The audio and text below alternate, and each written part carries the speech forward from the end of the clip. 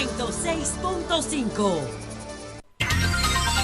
Bueno, señores, con nosotros está el economista Jaime Aristi Escuder. Desde luego que conversaremos con él en principio sobre esta presentación de anoche del presidente Abinader, pero también vamos a tratar otros temas interesantes con Jaime Aristi. Pero empecemos por la presentación de anoche del presidente Abinader. Jaime, me llamó mucho la atención, lo que más me llamó la atención es la posibilidad, crear la expectativa de que pueda haber una reforma para rebajar impuestos en la República Dominicana. Sí, bueno, en primer lugar, muchísimas gracias, un placer estar aquí con ustedes físicamente ya. Mira, la realidad es que... ¿Tú te vacunaste ya? Sí, 3 vacunas. ¿Te puedes quitar eso? Sí. Tengo 3. Pero el que... Déjalo quieto, como quiera. Mira, es poco probable que se puedan reducir impuestos. Ellos están pensando ampliar la base del ITEVIS y reducir de 18 a 15% la tasa de el ITEVIS. Eso han planteado, sí. Eso es lo que ellos están poniendo sobre la mesa. Van a perder mucho dinero, varios miles de millones de pesos. Yo no lo recomendaría esa medida, pero eso es el elemento que ellos están colocando sobre la mesa para tratar entonces de colocar impuestos al arroz, la habichuela, la carne, el pollo y todos esos productos que son de primera necesidad. Que implicaría un aumento de todos esos productos. Claro. Entonces, ellos piensan establecer un impuesto, aunque sea una tasa reducida, pero piensan gravar esos bienes, que son los bienes y servicios que adquiere la población de menores ingresos. Por lo tanto, haría esa reforma una reforma tributaria claramente regresiva, es decir, que perjudicaría más a los pobres. Ese sería, digamos, el estilo de la reforma tributaria que pondría en marcha el gobierno. Por el lado ya de gasto público, ellos habían dicho que iban a reducir en 129 mil millones de pesos el gasto público. La realidad es que no lo han podido hacer. El gasto corriente ha aumentado significativamente. Lo que se ha desplomado es la inversión pública. Cuando el presidente habla ayer, por ejemplo, de que es un gobierno que se ha tenido que endeudar, y tú lo explicaste muy bien ahora mismo, que se ha endeudado para pagar más deuda. No, porque estamos hablando de endeudamiento neto, es decir, nuevo endeudamiento más allá de lo que es la amortización de deuda. O sea, aparte de eso, el gobierno, en términos globales, es decir, el sector público consolidado se ha endeudado en más de 11 mil millones de dólares, pero solamente el gobierno central, y vamos a comparar con otros gobiernos, en 8.205 millones de dólares el gobierno central en esto, digamos, periodo agosto-junio, o sea, en ese periodo, esos 10 meses, 8.205 millones, pero la inversión pública fue únicamente de 1.300 millones de dólares. Wow. O sea, fíjate la diferencia con Hipólito Mejía, para que tú veas que esos 2 primeros años del gobierno de Hipólito Mejía, definitivamente marcan una clara diferencia con relación a en términos positivos. O sea, el gobierno de Hipólito fue muchísimo mejor en términos de inversión pública. ¿Cuál fue la relación deuda-inversión? Mira, Hipólito fue 3.340 millones de dólares de deuda versus inversión pública 4.080 millones. O sea, fíjate que siempre la inversión pública es mayor que el nivel de endeudamiento. Sí. El gobierno de Hipólito completo, en medio de la crisis, 3.340 millones de dólares de deuda versus inversión pública 4.080. Pero tomemos a Leonel, 12.878 millones de dólares de deuda, gobierno central, nueva deuda, versus inversión pública 16.888. O sea, la inversión muy por encima de la deuda. El de Hipólito fue un 82%, el Leonel 76%, Danilo 18.980 dólares de deuda versus 21.321 millones de dólares. O sea, fíjate, el que más deuda tomó, pero también el que más invirtió, una relación de 89%. Ahora, toma Abinader, 8.205 millones de dólares versus inversión 1.300 millones de dólares. Wow. Es decir, 691%. O sea, cuando tú tienes que hay una relación donde tú estás endeudándote y no estás invirtiendo, estás reduciendo la capacidad de crecimiento de la economía de largo plazo. Ahora tenemos un crecimiento que está vinculado con la recuperación y con la ejecución de una política monetaria, que yo creo que ha sido la mejor decisión de Abinader, mantener el gobernador del Banco Central, porque eso le ha ayudado a inyectar recursos a la economía a través de esa política monetaria y que sea el sector privado que crezca. Fíjate que esta inversión pública que lleva Abinader quizás sea la más baja en los últimos 60 años. Wow. Es probable que termine, si no mejora en los próximos meses, es probable que termine alrededor del 1% del PIB. Cuando otros, bueno, Balaguer le metía 8%. 50. Eso es de toda la recaudación. De toda la recaudación. De todo el presupuesto. Pero sí. En términos del tamaño de la economía, Sí. le metía 8%, 7%, Sí, 6%. Los otros presidentes le ponían menos, 4%, 5%, 3%, en medio de crisis, como el presidente Hipólito Mejía. Pero 1%, 1.2%, 1.3% es lo que va a terminar este año. Wow. Por eso le recomendamos al presidente Abinader Que se lleve de Hipólito. Que se lleve de Hipólito. Que se lleve de Y Hipólito. Que Hipólito por eso triunfó en los 2 primeros años, fue como tú dices. Y por eso se cogió el Congreso. Exactamente. Es verdad que se lleve de Hipólito. Pero en este caso, Jaime, no es una pregunta de la que yo quiero hacer. Es más bien una intervención académica. He oído hablar a ustedes, los economistas, de endeudamiento neto. Pero quizá el pueblo no entiende mucho eso. Okay. Y sería bueno una aclaración así rápida y sencilla. Al mismo tiempo, ¿tiene algo que ver eso con la diferencia entre los 9.000 millones de deudas que habla el presidente y los 13.000 millones que habla, por ejemplo, Leonel? Y creo que tú mismo has hablado de más de 12.000. Sí. Cuando se habla de los 11.000 es cuando tú incluyes Banco Central. Cuando es gobierno central únicamente son 8.205 millones de dólares lo que lleva sin el banco. El gobierno. Y eso es neto en el sentido de que cuando tú tienes deuda pasada, tú amortizas deuda. Pero si tu deuda al final, después que tú amortizas, aumenta en 8.205, eso ya es neto.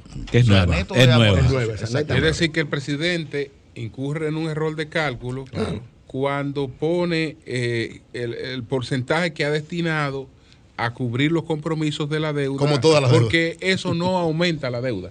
Realmente él la puede dejar neutra, incluso cumpliendo con los compromisos de la deuda, él pudiera haber dejado la deuda neutra. Sí, claro. Si no toma nueva, exacto. Sí, él pudo haberlo hecho perfectamente. O sea, vamos a suponer que tú tienes que amortizar 3.000, 4.000 millones de dólares y tú puedes buscar esos 4.000 millones de dólares y dejar la deuda constante. Ahora, si incrementó en 8.205, entonces esa es nueva deuda. Exacto.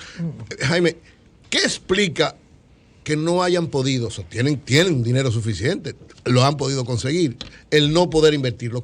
¿Cuál es la explicación? Mira, yo pensé inicialmente que era simplemente porque eran muy novatos, porque tenían muchos años, que no conocían la ley 340, porque acuérdate que es una ley del año 2006 y que no tenían experiencia, pero el problema es que ahora, y se les recomendó también, bueno, modifiquen la ley 340 para facilitarles las cosas, pero cuando tú haces el recuento te das cuenta de que ha habido problemas muy serios en términos de ejecución, de poder montar los proyectos, de poder hacer las licitaciones.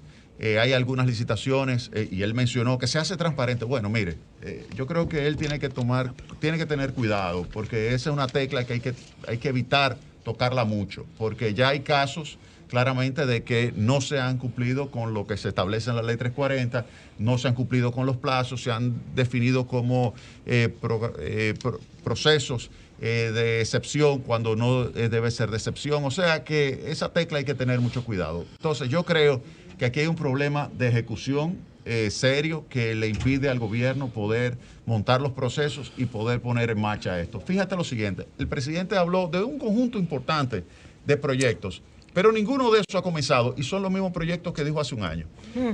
Díganme ustedes, Balaguer en 1986 cuando llegó, pronto terminó ese discurso de toma de posesión, inmediatamente comenzó a ejecutar sus proyectos de infraestructura. Inmediatamente, todo presidente que llega con el equipo que va a comenzar a trabajar rápidamente.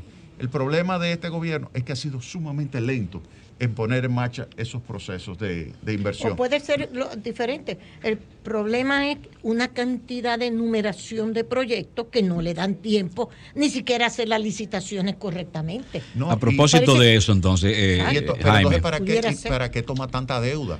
Fíjate que el año pasado tomaron deuda por 77.000 millones de pesos adicionales a lo que finalmente ejecutaron y pagaron en los primeros meses más de 1.200 millones de pesos de intereses. Sin usar nada. Sin usar. Y así ya han pagado muchísimo más. Jaime, el presidente fue muy optimista con el anuncio de tantas obras. Bueno, la repetición de lo que ya conocíamos, eso es verdad. Hay muchas de esas obras que escapan al tiempo de gestión de él en términos de realización, de entrega. Claro. Toma, por ejemplo, el caso del proyecto de Manzanillo, que él dice y está poniendo todos los huevos de energía eléctrica y generación en ese proyecto de Manzanillo. Pero fíjate lo siguiente, ese proyecto no va a entrar sino hacia el año 2026, en el mejor de los casos, porque tiene en el 2026. Problemas. Exactamente, en el mejor de los casos. ¿Qué significa eso? Para el año 2024 y el año 2025, República Dominicana necesita alrededor de 400 a 450 megavatios de capacidad adicional para poder suplir energía a precio competitivo como lo está supliendo hoy con Punta Catalina. Lo necesitan el 24 o el 25 porque sigue aumentando la demanda. Ahí, si tú no tienes esa energía nueva competitiva, tú vas a necesitar obligatoriamente que comprar energía basada en fuel oil y en diésel. Y eso significa un aumento del precio. Dios. ¿Tú sabes cuánto implicará eso? Entre 300 y 400 millones de dólares adicionales de pago para el sector eléctrico, que significa un aumento del déficit del sector eléctrico. En consecuencia, ese proyecto de Manzanillo definitivamente, al no ejecutarse en el horizonte de tiempo que debería ejecutarse, va a significar inmediatamente un deterioro de las finanzas públicas. Pero muchas obras y no dice de dónde también, de dónde se sacará ese dinero. No, pero él tiene mucho dinero. El problema es que no arranca ninguna de ellas. Fíjate, ¿dónde está la del Ámbar? ¿Cuántos blogs han puesto en Pedernales? Nada. ¿Cuántos GREDAR han entrado para la carretera del Ámbar? ¿Qué se ha hecho en Montecristi? ¿Qué se ha hecho en San Pedro de Macorís? ¿Qué se ha hecho en muchísimas partes del país? Los no PPA. me digas que simplemente Sí. porque tú estés asfaltando un poco la carretera, la autopista Duarte, tú me estás diciendo que eso te va a justificar a ti un nivel de endeudamiento de 8.000 millones de dólares. Obviamente tú tienes un problema serio de ejecución y él tiene que hacer un mea culpa y reconocer eso. Como debió haber reconocido el día de ayer que en materia de educación no es verdad que tuvo ningún tipo de éxito, fue un desastre. ¿Por qué no mencionó las computadoras? Recuérdate que él había prometido hace un año que todos los estudiantes del sector público iban a tener computadoras o tabletas. Y no lo logró. Pero es ¿Por que qué? se lo echaron para atrás. Le echaron para atrás la compra, las licitaciones. Este muchacho se le echó para atrás y dijo, eso no está bien, esas licitaciones. Y están en la justicia. El MINER y compra están en la justicia. Es correcto. Por primera vez. Peleándose ellos, dos instituciones del Estado. Por primera vez con un tema tan importante como era la Exacto. disponibilidad de esos equipos informáticos para dar la docencia. Y no se logró. ¿Por qué no lo dice? ¿Por qué no dice eso? Que hubo un problema de ejecución. Entonces yo creo que el gobierno tiene un problema serio de presentar resultados. Ese es el mayor problema de este gobierno. De esas grandes obras que él anunció, yo siento que hay algunas que corresponden a anuncios hechos por Leonel Fernández y por Danilo Medina anteriormente. ¿Estoy yo equivocado o es así? Mira, si tú tomas desde el General Trujillo, había una cantidad enorme de obras que se habían planificado a nivel de desarrollo del país, donde hay muchas comunidades que dicen, mira, yo quisiera una carretera que vaya del sur hasta el Cibao. Entonces tú puedes decir que hay mucha planificación a lo largo del tiempo y tú vas a tener obras que lamentablemente se van a estar ejecutando en un periodo muchísimo más largo que 4 años. Antes de pasar a otro tema, Jaime, digamos a nivel de filosofía económica, porque no solo el presidente, sino que muchos dirigentes políticos a veces insisten en el tema de que, miren, vamos a rebajar los impuestos y eso va a incrementar la recaudación. Sin embargo, lo que he leído, por ejemplo, con Paul Krugman, que ha sido bastante insistente en eso, evaluando lo que ha ocurrido con la administración Trump, pues él demuestra que no ha sido así, que por el contrario, eso disminuyó en la capacidad de inversión del gobierno, deterioró todos los servicios sociales del gobierno. Entonces, este planteamiento de que supuestamente una baja de impuestos puede producir un incremento recaudatorio. No, yo no me refiero ya a lo que ha dicho el presidente, sino que eso lo sustentan por lo general los políticos a veces. Hay varios dirigentes que plantean eso. Sí, mira, eso es la economía de la oferta, eso es Arthur Laffer, basada en la curva de Laffer, donde dice que más allá de un cierto nivel de tasa impositiva, tú comienzas a perder potencia recaudatoria. Y por lo tanto, si tú la reduces, entonces tú pudieras recaudar más. El problema es que tú no sabes de qué lado tú estás. Si del lado donde si tú aumentas más, aumenta las recaudaciones, o si del lado que si tú las reduces, aumenta las recaudaciones. Tú no sabes de qué lado estás. Y eso es lo que siempre se ha criticado, esa teoría del Laffer, que la utilizó primero Ronald Reagan. Y a partir de ahí se ha intentado en varias ocasiones. ¿Tú eres partidario de que hubiese una reforma fiscal donde se bajara la tasa, se aumentara la base? Él dijo que no. ¿Tú eres partidario de eso? Mira, hay algunas figuras impositivas que tenemos tasas extraordinariamente altas, ya en comparación con el resto de América Latina. Tú pudieras decir que hay exenciones importantes que dejan una gran cantidad de base fuera de lo que son los gravámenes, y ten en cuenta también que el 56% de los perceptores de ingresos están en el mundo informal y por lo tanto no están pagando impuestos sobre la renta. Entonces yo creo que hay mecanismos donde tú pudieras mejorar las recaudaciones, no tanto aumentando la base simplemente por definición, donde al que esté pagando le aumentes todavía más el impuesto, sino que tú enfrentes la evasión. Yo creo que, y ese fue un elemento que hay que poner sobre la mesa, y el presidente lamentablemente no se refirió a él, porque fue muy general, fue algo como muy teórico el discurso, no entró en los detalles, porque yo creo que el diablo está en los detalles en realidad. Y no habló, por ejemplo, del tema de la evasión. Hay más de 40% de evasión impuesto el DITEVIS y más del 50% impuestos sobre la renta. Pero eso lo trató Danilo. Y lo que Danilo resolvió fue que se cobrara más. O sea, la política fiscal de Danilo fue cobren. Sí, definitivamente. Y se hizo un esfuerzo importante con organismos internacionales durante el gobierno del presidente Danilo Medina para mejorar las recaudaciones enfrentando la evasión. Pero hay que continuar esa política. Yo creo que hay que darle apoyo a la Dirección General de Impuestos Internos para que continúe esa estrategia de reducir la evasión. Bueno, Jaime, en la medida en que los fondos de pensiones en el mundo se convierten en el principal capital de inversión, uno de los principales capitales de inversión, hay un discurso totalmente distinto al que se ha estado, digamos, abriendo paso aquí en la República Dominicana, porque lo que se observa es que, por ejemplo, en el caso de los Estados Unidos, pues lo que se está buscando es que los fondos de pensiones no se invierta donde deterioran capacidad de empleo o donde tienen un impacto ambiental negativo. Es decir, ya el hecho de que con los fondos que generamos en el norte, tú me vayas a empresas sin sindicatos en el sur, no, o que te me vayas para Asia a buscar mano de obra más barata, no puede hacerlo con los fondos de pensiones. Es decir, vamos a tratar de que la orientación de esos fondos tenga una correlación con la fortaleza de la clase trabajadora y con la generación de más empleo. Esa es más o menos la onda en la que se está en el mundo.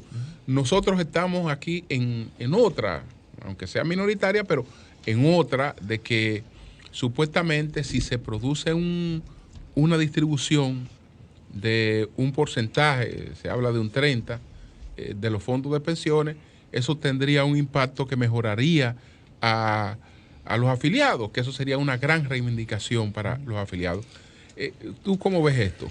Mira, la realidad es que los fondos de pensiones, tal como se estableció, y eso fue también una reforma del presidente Hipólito Mejía, se discutió durante el gobierno de Leonel Fernández, pero fue Hipólito Mejía finalmente que la aprobó y la puso en marcha.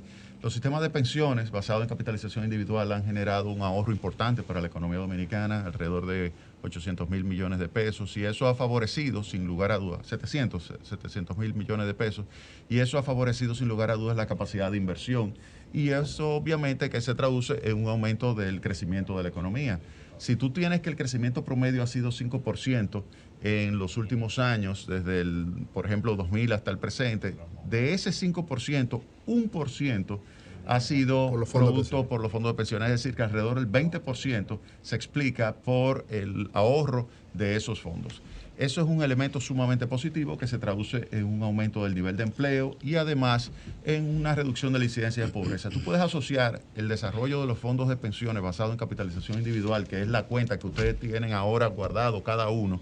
Esos fondos han favorecido la reducción de pobreza en tal punto que se pudiera estimar en alrededor de 370 mil personas que si no hubiese existido los fondos, debido al crecimiento menor, debido al ingreso promedio menor, hubiese estado viviendo entonces por debajo de la línea de pobreza en términos macroeconómicos. Ahora, si entramos en el tema de la distribución, ¿para qué es que tú tienes un sistema de pensiones? Tú tienes un sistema de pensiones como un pacto social donde tú estás ahorrando ahora para recibir cuando tú te retires, y esto es utilizando el concepto de ciclo vital que enseñó Franco Modigliani, un premio Nobel de Economía, profesor del MIT, donde tú ahorras ahora que eres joven, fuerte y que estás en el mercado de trabajo activo, y vas a tener recursos suficientes para que cuando tú te retires, entonces tú tener un flujo de ingresos. Ese sería el mensaje y principio fundamental de este sistema de ahorro, que es el que se establece basado en capitalización individual. La ventaja de capitalización individual es que tú lo identificas y cada uno tiene una cuenta específica con nombre y apellido y sabe cuánto tiene en esa gran caja, sabe cuánto le corresponde a cada uno de ellos. Cuando se retire, entonces recibe el dinero. ¿Qué pasaría? No lo recibe todo, recibe una parte de ese dinero que ahorró. No, recibe todo. Cuando ahorra, fíjate lo siguiente, tú ahorras lo que tú aportas, recuérdate que hay una parte que la aporta el empleado. Sí. Una parte la aporta, el 70% la aporta el empleador. Pero lo que te toca ya de ese ahorro no es igual que la cuenta de ahorro, que tú sacas todo tu cuarto, si tú tienes una cuenta de ahorro, y dejas 5 cheles, si te da la gana o la cierras. Aquí te toca un porcentaje de lo que ahorraste, porque lo otro se lo ha adjudicado la empresa, el banco, que es dueño de los fondos de pensiones. No, como funciona es lo siguiente. Uno ahorra, ¿verdad? Y esa compañía invierte. Sí. De lo que tiene ahora mismo, por ejemplo, de estos montos de 700,000 millones, la mitad es por retornos de la inversión. Es decir, ellas hacen inversiones donde van y adquieren títulos, por ejemplo, ya sea títulos del Banco Central, títulos del gobierno, pero títulos también de empresas de energía eléctrica renovable o del sector turismo o de muchísimas otras. De todos los sectores, de todos los sectores. Invirtiendo en deuda el dinero de los trabajadores. ¿Tú me permites concluir? Sí. Porque si no... No, claro, sí, continúe. No, porque, o sea, yo te puedo dejar si tú quieres continuar. No. No, adelante. Gracias. Bien, entonces... No hay de qué. Damos la orden. No, gracias. Mira, entonces tú inviertes y eso te genera a ti que de la cuenta completa que haya ahorrado, la mitad se explica por ese retorno. O sea, que le genera un beneficio extraordinario. El nivel de beneficio que genera la empresa que está administrando los fondos es menos de 1/10 parte de lo que finalmente está creando a favor del trabajador. Cuando el trabajador finalmente se va a retirar, entonces él con esos recursos adquiere un flujo de ingresos que ya le va a permitir a él entonces tener una remuneración cuando ya él no esté operativamente en el mercado laboral. Entonces, ese es cómo funciona. Entonces, ¿qué sucedería si tú ahora dices, yo voy a sacar el 30%? Pues inmediatamente lo que tú estarías es perjudicando al trabajador en el futuro, porque va a reducir entre un 20 y un 25% el monto de la pensión que tú vas a recibir en el futuro. Entonces, tú tienes que tener en cuenta lo siguiente. Cuando tú estás ahorrando es porque tú sabes que en algún momento tú no vas a poder trabajar. Si tú quieres utilizar ese dinero ahora, te vas a perjudicar tú mismo en el futuro. Entonces, es muy grave esa distribución. Los países que han hecho distribuciones han tenido un impacto considerable con relación a la pensión que van a recibir. Algunas personas incluso no van a recibir nada, porque es que han distribuido prácticamente la totalidad, por el hecho de que tenían ciertas características específicas que cuando le dijeron, vamos a distribuir, bueno, esas personas están en una situación que ahora van a tener serias dificultades para poder recibir pensión en el futuro. Y esto hay que recordar que es el pacto social, un pacto social donde todos nos pusimos de acuerdo y dijimos, miren, hay que establecer un sistema de pensiones. El que teníamos, basado en reparto del Instituto Dominicano de Seguridad Social, nos prometía una pensión. No, porque te la daba de que tú salieras ahí. Porque el sistema de reparto es una caja común que sencillamente no tiene dueño, donde no hay reservas, donde no hay ahorro, donde no hay un aporte ni macroeconómico, ni siquiera a nivel individual, porque la inversión que finalmente tendría que ser, lo tenía que hacer el Estado para pagar pensión. Y si el Estado tenía un déficit, ¿qué iba a hacer? No pagaba. Lo que hacía, no te ajustaba la pensión, no la pagaba y al final, cuando tú te retirabas, no recibías absolutamente nada. En el sistema de capitalización individual, en cambio, como es un ahorro donde cada persona está colocando y sabe cómo se le está manejando su cuenta, y si no está de acuerdo, simplemente se puede mover hacia otra empresa para que se la maneje mejor, o sea que ahí no hay ningún problema. Pues como sabe cómo se le está manejando su cuenta y sabe cómo se está ahorrando, sabe con cuánto se va a retirar finalmente. Entonces yo creo que esa decisión de retirar el 30% no sería aconsejable, ni en términos macroeconómicos, ni en términos microeconómicos.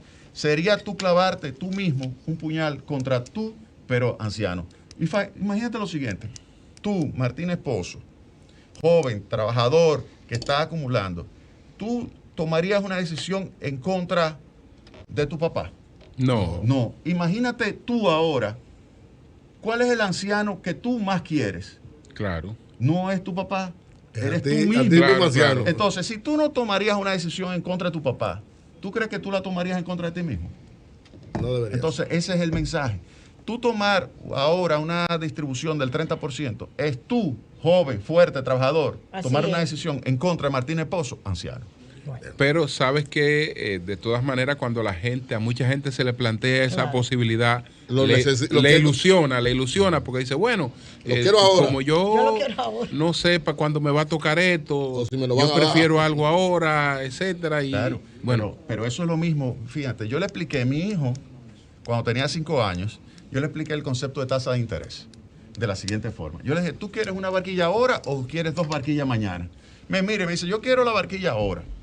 Yo le digo, ¿y por qué tú quieres la barquilla ahora? No, porque yo no sé si tú me la vas a dar mañana. Fíjate, él no tenía el concepto claro Sí. de lo que es la tasa de interés, pero él tenía concepto claro de lo que es la preferencia por el presente. Entonces, siempre la persona va a querer hoy las cosas, pero como sociedad tú tienes que enseñarle a esperar y recibir un premio a cambio. ¿Cuál es el premio de él haber esperado la barquilla? Que le dan Una dos. tasa de reemplazo Es- de 22%. No, 40%.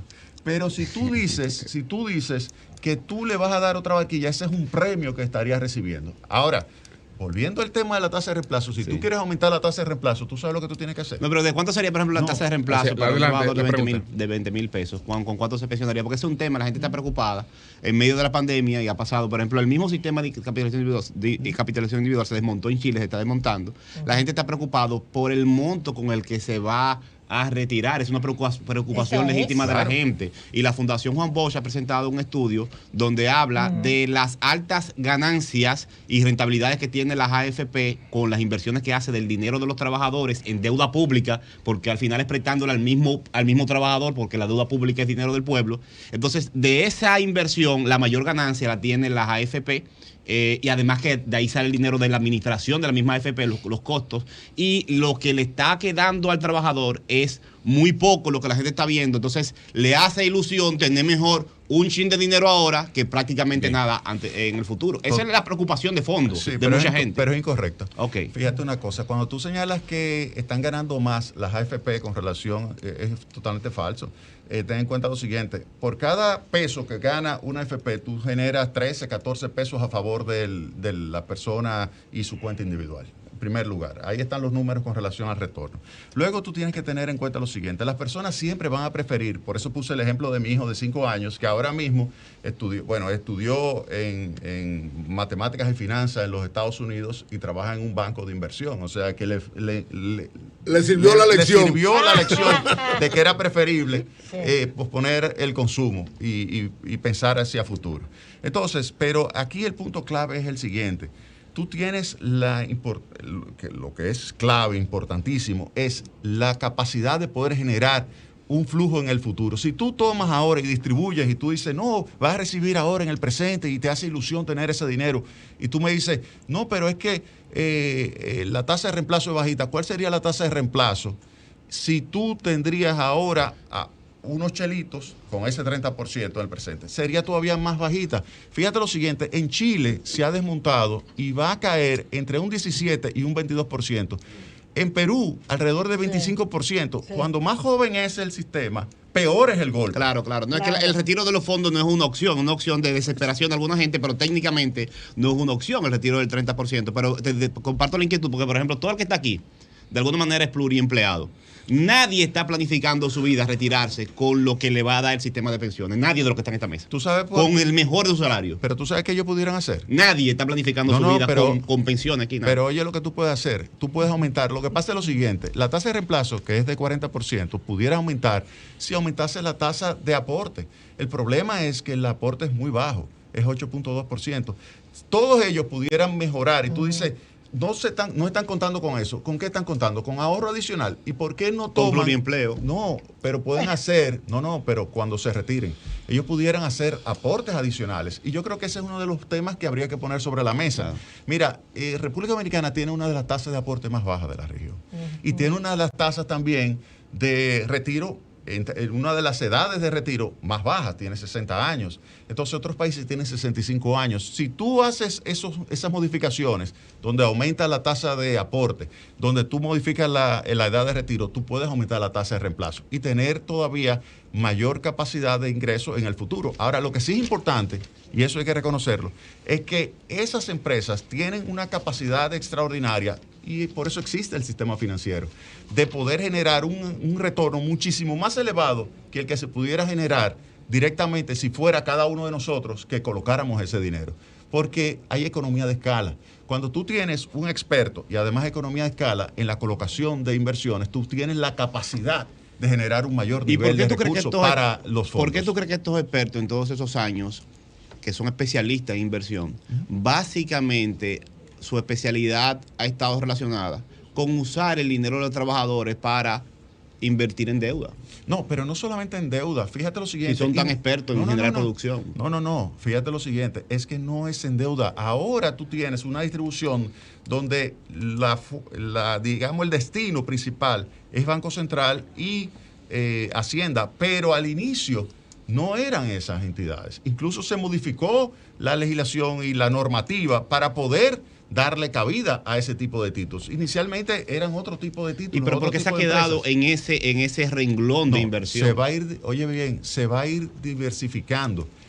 Tú tienes una necesidad de recursos que ha ayudado a que el Estado pueda tener, y eso es un elemento clave, el Estado ha tenido recursos que le ha permitido reducir la tasa de interés, porque recuérdate, con este fondo que tú tienes de ahorro, que no hubiese existido si no hubiese tenido capitalización individual, porque tú tienes que reconocer, si tú no tienes capitalización individual, si tú tienes reparto, ese ahorro no existiera. La tasa de interés de equilibrio fuera muchísimo mayor. Entonces, el gobierno ha podido tener acceso a recursos a tasas de interés más bajitas y poder tener una política, por ejemplo, de gasto. ¿Tú crees que el gobierno... Pero disculpa, pero lo que pasa es que esos fondos no son para el uso del gobierno, son para beneficio de los trabajadores. No, pero se están beneficiando los trabajadores, claro que sí. Los trabajadores se benefician de dos formas. Oye bien. Sí. Se están beneficiando, uno, con esta transferencia de recursos que viene del gobierno a través del pago de interés, y se están beneficiando con la política social del gobierno. ¿De dónde tú crees que el gobierno utilizó recursos para aumentar la inversión, para la inversión social, para la ayuda social, para la inversión en educación? Todos esos recursos es lo que se utilizan. Es decir, que los fondos de pensiones están ayudando, uno, al sector privado y dos, al sector público. Pero ayudar al sector público significa ¿qué? Ayudar al pueblo. Exactamente, ayudar a los más pobres. Bueno, yo quisiera... Todo esto es importantísimo porque el pobre Botello hasta se crucificó. Ustedes vieron a Botello crucificado en la cruz. Con un casco de obrero. De obrero. Eso no tiene madre. Bueno, Jaime, los artículos que estás escribiendo, mira, por cierto, que tengo el último está aquí, el del sábado pasado. El más leído. Sí. Los escollos de la central eléctrica de Manzanillo. Estás haciendo una serie de recomendaciones que yo decía que yo quisiera que el presidente, con sinceridad, que está tan empeñado en todos estos proyectos que está presentando, lea lo que tú le estás escribiendo, sin prejuicios, porque yo sé que hay un ministro de Energía que no se va a llevar de esto. El ministro de Energía no te va a leer siquiera. Ok, pero... lo fundamental de tu planteamiento con respecto a hacer la terminal de gas en Manzanillo, ¿cuál es? Para que el presidente lo oiga, porque yo creo que es fundamental, porque no puede llevar esta fijación con Manzanillo gas a un fracaso hasta que ni siquiera se pueda comenzar a hacer Manzanillo Gas. Sí. Es lo que entiendo. Bueno, en primer lugar, hay que entender de ese proyecto, lo que como se tiene organizado es una terminal de gas y una unidad de generación de 400 megavatios. Sí. Ese sería el primer bloque de licitación. El segundo bloque es otra generación en base a gas de 400 megavatios. Es decir, son dos bloques de licitación. Ahora, aquí hay problemas primero, en términos de el terreno. El terreno es un terreno donde tiene un valor medioambiental importantísimo y no se ha evaluado correctamente si ese es el lugar ideal para establecer esas unidades. No se sabe si también la obra marítima se puede ejecutar en esa zona. Eso es el primer punto. Segundo punto, el tema de el financiamiento. El financiamiento, estamos hablando de 1.500 millones de dólares. Ellos dicen que el gobierno no va a poner un centavo, por lo tanto lo va a poner el sector privado. Eso significa que el sector privado tiene que poner capital, ya sea propio o ya sea deuda. Pero para eso necesita tener un proyecto que sea, a su vez, suficientemente bueno y atractivo en términos financieros, que significa que las empresas que van a pagar la electricidad sean sólidas. Pero ¿cuáles son las empresas que le van a pagar la electricidad? Son las sedes. Pero ahí yo coloco lo que ha sucedido con las finanzas de las sedes en este gobierno. Enero-mayo del 20 versus enero-mayo del 21 se ha deteriorado en 10 puntos la capacidad que tienen las empresas distribuidoras de electricidad de la energía que está retirando de las generadoras, cobrarla. 10 puntos se ha deteriorado. Entonces, cuando usted ve eso, se da cuenta de que estos que van a ejecutar este proyecto pedirían una garantía soberana. Sí. Porque sencillamente ese flujo efectivo de las redes no es suficiente como para No es garantía. tenerlo como garantía para emitir deuda. Entonces, ese es otro problema, el deterioro de la capacidad de pago de las EDES para poder obtener ese financiamiento. Y además, luego viene otro tema importantísimo, que es lo que ha impedido que se desarrollen otros proyectos de gas natural, y es el acceso al gas natural. Al gas. Para tú tener acceso al gas natural, tú tienes que poner, muy probablemente por esa magnitud, tú tienes que poner una garantía de alrededor de 4.000 millones de dólares. Wow. Y poner un contrato PPA, take or pay, para dentro de ese PPA. Entonces, ese take or pay significa que tú, no importa que no utilices el gas, tú tienes que pagarlo. Entonces, la magnitud de que estamos hablando son tan enormes que le hace muy difícil a el primer bloque conseguirlo, pero al segundo bloque, si no se consigue para el primer bloque, el segundo bloque no se ejecuta. Entonces, el nivel de riesgo del segundo bloque, que sería una única generación que estaría basada en un gas que supuestamente conseguiría la primera parte, es más riesgosa. Okay. Por lo tanto, el precio de generación final de ese proyecto sería de $100 el megavatio. Ay, Dios $100 mío. el megavatio. Sí, $100 el megavatio. Entonces, es más caro que lo que se pudiera montar utilizando, si tú haces esa licitación, pero sin ninguna especificación geográfica, ni restricción de ningún tipo. Tú dices, yo quiero para el año 2024, por ejemplo, que es cuando se necesita electricidad, yo necesito 400 o 450 megavatios en el país de termoeléctrica a precios competitivos. Salgan a ofrecer. Yo te aseguro que tú puedes conseguir a $77 el megavatio, 78, $79 el megavatio, no a $100. ¿Por qué? Porque tú pudieras aprovechar toda la infraestructura que existe hoy día y montar, ya sea la infraestructura de gas natural, ya sea la infraestructura de Punta Catalina, pero tú pudieras hacerlo muchísimo más competitivo. Entonces, si lo haces con gas natural, si tú te quieres decir, no quiero más carbón, gas natural, perfecto. Si quieres gas natural, tú pudieras utilizar la infraestructura que ya tienes montada AES. Y de esa forma reducir significativamente los costos de inversión. Y te asegura energía eléctrica a partir del año no 24. Sería Manzanillo. No sería Manzanillo. Bueno. O sea, Manzanillo tú le estás poniendo una restricción sí, que la hace sencillamente excesivamente costosa. Exacto. Y va a ser un fracaso. Óigame bien, Ay, ese proyecto va a ser un fracaso en el gobierno del presidente Luis Abinader. Jaime, es verdad que tú afirmaste que el gobierno está perdiendo entre 400 y 500 millones de pesos en el asunto de los combustibles.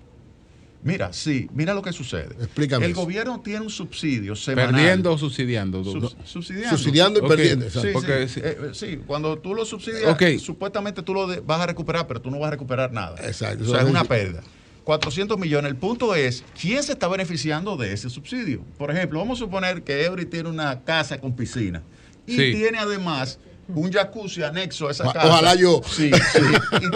Y tiene la calienta con gas. Con gas licuado de petróleo, con GLP. Y el gobierno viene y subsidia. Y entonces van 2 personas a comprar.